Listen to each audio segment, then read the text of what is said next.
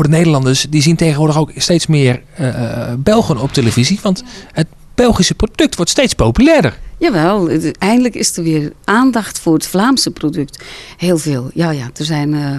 we hebben een paar zenders. Ik denk dat jullie dus mee samenwerken ook, hè, met Ment TV. Ja, hè. Ment heeft nu een soort top 10, Vlaamse top 10. Ik heb er toevallig dinsdag ben ik er ook geweest. En dat is echt goed. Dat is goed voor de Vlaamse artiesten om echt weer te voelen van... we kunnen weer ergens met ons product terecht. Want dat was er eigenlijk niet meer. Nou heb ik het geluk dat ik in Nederland en in België een beetje... Ik heb altijd die twee landen. Dus het valt eigenlijk nooit helemaal stil, weet je. Het is altijd, je bent altijd ergens wel bezig. Ja. Maar zie je daardoor ook weer nieuw talent ontstaan in België... waarvan je zegt van nou... Er zijn hele goede mensen, gelukkig. Hele jonge mensen die echt fantastisch zingen, die er goed uitzien. Je hebt er in België echt wel een paar.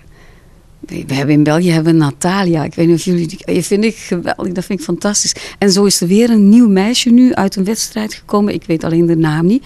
Maar je hebt echt hele mooie talentjes hoor. Ja. Ik wil wel tekstjes maken voor een nieuw talent of zo, weet je wat? Dat wil ik wel.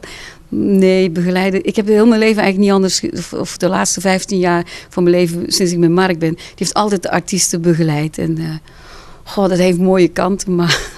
ja, ik denk dat ik dat wel gezien heb eigenlijk. Je zingt liever en schrijft liever dan dat je de anderen begeleidt? Ik denk het wel, ja. Wie weet komt dat op mijn weg, hè? Dat ik toch wel... ik weet het voorlopig niet. Ben ik daar niet mee bezig.